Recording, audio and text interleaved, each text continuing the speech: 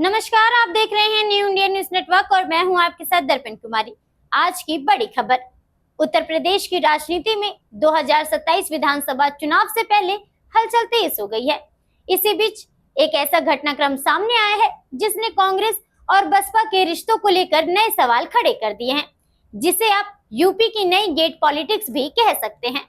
हुआ ये कि कांग्रेस के दो बड़े दलित चेहरे सांसद तनुज पुनिया और कांग्रेस अनुसूचित जाति विभाग के राष्ट्रीय अध्यक्ष राजेंद्र पाल गौतम अचानक बहुजन समाज पार्टी की सुप्रीमो मायावती से मिलने उनके घर पहुंच गए। लेकिन मायावती के घर का दरवाजा नहीं खुला और दोनों नेताओं को गेट से ही बेरंग लौटना पड़ा। जैसे ही यह खबर फैली, कयासों का बाजार गर्म हो गया कि क्या कांग्रेस और बसपा के बीच बैक चैनल बातचीत चल रही थी। हालांकि बात बिगड़ते देख कांग्रेस नेताओं ने तुरंत इस पर सफाई दी। सांसद तनुज पुनिया ने कहा, कांग्रेस दफ्तर में हमारी एक बैठक चल रही थी क्योंकि मायावती जी का घर बिल्कुल पास में ही है और वो हमारे समाज की बहुत वरिष्ठ नेता हैं, जिनकी उम्र अब 70 के पार है। तो हम बस सामान्य तौर पर उनका हालचाल और स्वास्थ्य जानने चले आए थे। हमारा कोई प्री प्लान नहीं था, वो व्यस्त थी इसलिए समय नहीं मिला और हम लौट आए। भले ही कांग्रेस इसे एक शिष्टाचार भेंट बता रही हो, लेकिन राजनीति में कुछ भी यूं ही नहीं होता। इन दोनों नेताओं का चयन भी बहुत दिलचस्प है। तनुज पुनिया कांग्रेस के दिग्गज नेता पीएल पुनिया के बेटे हैं और आपको याद दिला दें कि पीएल पुनिया कभी मायावती के मुख्यमंत्री काल में उनके सचिव और बेहद करीबी हुआ करते थे। वहीं राजेंद्र पाल गौतम भी कांशीराम के जमाने में बसपा से जुड़े थे, यानी कांग्रेस ने मायावती के पास अपने उन मोहरों को भेजा था जिनके पारिवारिक और पुराने संबंध बसपा से बेहद गहरे रहे हैं।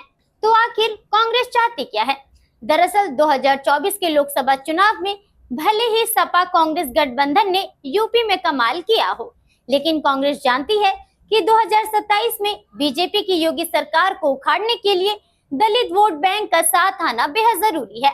कांग्रेस नेताओं का कहना है कि वे संविधान बचाने और बीजेपी को हराने के लिए सभी समान विचारधारा वाले दलों को एक मंच पर लाना चाहते हैं। लेकिन दूसरी तरफ मायावती का स्टैंड बिल्कुल साफ है। उन्होंने बार बार सार्वजनिक रूप से कहा है कि बसपा 2027 का चुनाव एकला चलो की नीति पर यानी अकेले लड़ेंगी। मायावती को हमेशा डर रहता है कि गठबंधन करने से काडर वोट तो दूसरी पार्टी में ट्रांसफर हो जाता है, लेकिन सहयोगियों का वोट बसपा को नहीं मिलता।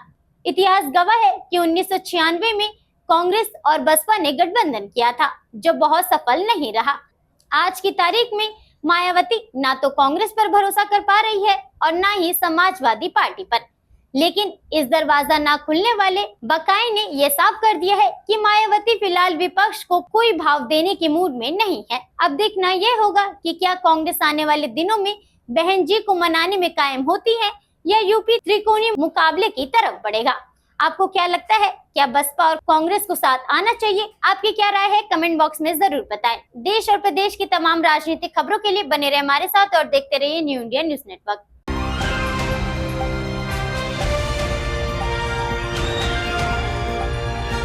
दिल्ली, हरियाणा, उत्तर प्रदेश, राजस्थान की हर खबर के साथ देखते रहिए न्यू इंडिया न्यूज नेटवर्क।